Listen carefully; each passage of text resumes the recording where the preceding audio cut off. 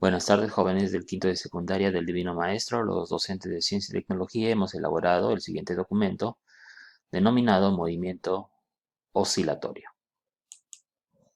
¿Es posible moverse sin desplazarse? Veamos estos dos gráficos.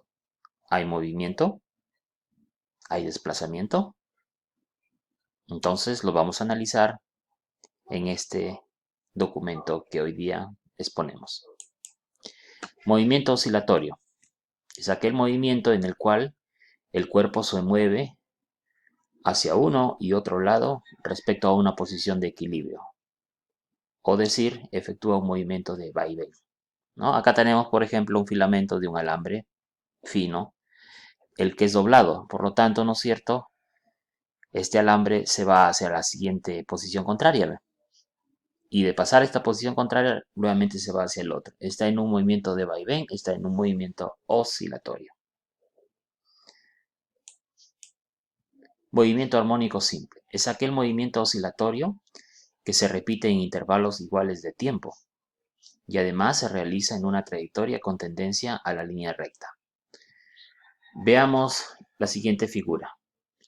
Se muestra una masa que está sujeta a un resorte sin estirar, ¿no? Que está en una posición de equilibrio. Este resorte está justamente sujeto a un cuerpo sólido. ¿Qué es lo que hace una persona? Ejerce una fuerza deformadora sobre ese resorte al jalar la masa, ¿no? ¿Y qué es lo que va a hacer el resorte también en ese momento? Va a ejercer una fuerza contraria, que es la fuerza restauradora, porque cuando uno jala un resorte siente que el resorte lo jala hacia el otro extremo, ¿no? Entonces, cuando se suelta el bloque, este regresa a su posición de equilibrio, miren, o sea, el bloque va a pasar desde este punto por la posición de equilibrio. E incluso, ¿no es cierto?, pasa a otra posición extrema, como se observa acá, gracias a la fuerza del resorte, que es la fuerza recuperadora. Por lo tanto, existe un movimiento armónico simple, que es un tipo de movimiento oscilatorio, ¿no? Conceptos importantes. Oscilación simple es el movimiento que realiza un cuerpo al ir de una posición extrema a la otra. Por ejemplo, acá tenemos la posición de equilibrio del cuerpo. Cuando el cuerpo está en una posición extrema, por ejemplo, acá como hemos visto que el resorte, ¿no es cierto?, se comprimía por la fuerza recuperadora. Entonces va a pasar, ¿no es cierto?, de esa compresión que va a tener el resorte, va a pasar por la posición de equilibrio hacia el punto B hasta llegar la siguiente posición extrema, vale decir, al punto D. Entonces, ir de una posición extrema a la otra le llamamos oscilación simple. Cuando hablamos de una oscilación doble o completa, es el movimiento que realiza un cuerpo en ir de una posición extrema a la otra y luego regresar a la primera posición. Por ejemplo, este cuerpo, ¿sí?, que está comprimido, pongámosle acá en la posición A, va a pasar por la posición de equilibrio hasta la otra posición extrema, ¿no? El punto D. Y de ahí, nuevamente, ¿no es cierto?, va a pasar por la posición de equilibrio y regresa a su punto o posición extrema original. Por lo tanto, ha hecho una oscilación doble o completa. Periodo. Es el tiempo que emplea un cuerpo en realizar una oscilación completa, ¿no? Para que este cuerpo vaya de una posición extrema a la otra y regresa, le va a tomar un tiempo. A eso le llamamos periodo. Frecuencia es el número de oscilaciones completas que realiza un cuerpo en cada unidad de tiempo. ¿Ya? Para el sistema internacional, como implica, ¿no es cierto?, el número de oscilaciones entre el tiempo, se mide en segundo a la menos 1, lo que se denomina el Hertz. La frecuencia es el inverso del periodo. Elongación es la distancia existente entre la posición de equilibrio y el cuerpo en un instante cualquiera. Por ejemplo, en el punto C, ¿ya?, que no es una posición extrema, pero lógicamente está entre una posición extrema y una posición de equilibrio, ¿no? Acá hay una distancia, le llamamos X, eso es la elongación. La amplitud es la distancia existente entre una posición de equilibrio y cualquiera de las posiciones extremas, vale decir, desde la posición de equilibrio B hasta el punto de la posición extrema D, esa distancia le llamamos amplitud, ¿no? Puede ser tanto para esa posición extrema como la otra posición extrema. Expresiones matemáticas importantes. La ley de Hooke nos dice que la fuerza deformadora es directamente proporcional a la deformación, ¿ya? Entonces, cuando aplicamos acá una fuerza a una masa que está unida a un resorte y lo cambiamos de su posición de equilibrio a una posición extrema, ¿ya? Entonces ahí se está ejerciendo esa fuerza deformadora. Ya recordemos que K es una constante elástica del resorte, ¿no? Una constante propia del resorte que se mide en newton sobre metro, y la elongación es la deformación que se mide en metros. Recuerden que las fuerzas en el sistema internacional se miden en newton. Periodo de oscilación, ¿ya? Recuerden que el periodo es T. La oscilación implica, ¿no es cierto?, ir de una posición extrema a otra y regresar, ¿no? Y eso toma un tiempo 1 más un tiempo 2.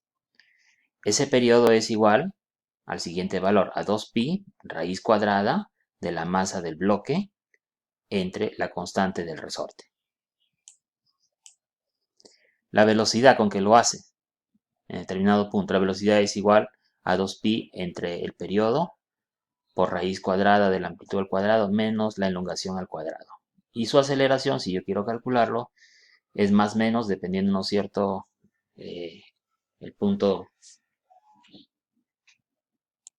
dependiendo de la posición de equilibrio, ¿no? Si se va para la derecha o para la izquierda, por ejemplo, de ahí los signos más y menos.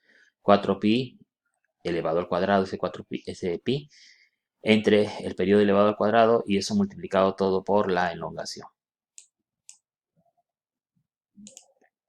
Asociación de resortes. Veamos los resortes en serie y luego los resortes en paralelo. Resortes en serie. Un sistema de resortes está en serie cuando la deformación del resorte equivalente es igual a la suma de las deformaciones de cada resorte. En este caso, la fuerza en cada resorte será la misma, ¿no? Por ejemplo, acá tenemos los resortes en series, uno a continuación de otro, ¿no? Que están soportando una masa y eso va a ser, ¿no es cierto?, de que se estiren. Entonces, ¿cuál sería la constante, ¿no es cierto?, de la suma de esos tres resortes? Simplemente el inverso, ¿no es cierto?, de cada uno de ellos sumado. Y me da el inverso de esa constante total. Resortes en paralelo. Un sistema de resortes está en paralelo cuando ellos tienen la misma deformación, ¿no? Acá tenemos tres resortes en paralelo que están, ¿no es cierto?, jalados por la misma masa. Entonces, ¿cuál sería esa constante de esos tres resortes? Simplemente la suma de las constantes de los tres. Péndulo simple. El péndulo simple es aquel dispositivo que está constituido por una masa de pequeñas dimensiones, como se observa acá en este dibujo, esta esfera, suspendida de un hilo inextensible, que no se puede extender, y de peso despreciable, ¿no? Entonces, este sería este hilo que está suspendido.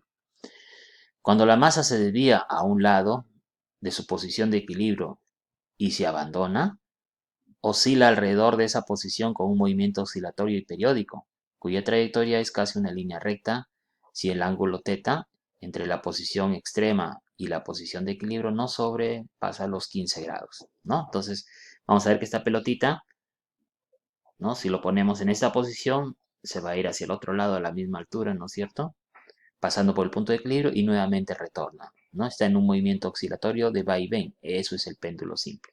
Entonces, una aplicación directa del péndulo simple es el batesegundos, que le denominaban antiguamente, ¿no? Que generalmente se usaba años atrás. El periodo de este reloj es de 2 segundos, ¿no? Para que haya una oscilación completa de un lado a otro, vale decir un periodo, demoraba 2 segundos. Es decir, en ir y regresar demora 2 segundos.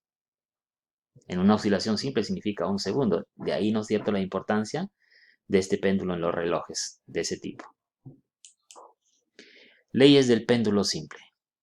El periodo no depende de la masa que oscila, ¿ya? Esta masa puede tener 100, 200, 300 gramos, pero no depende justamente de la oscilación de la masa.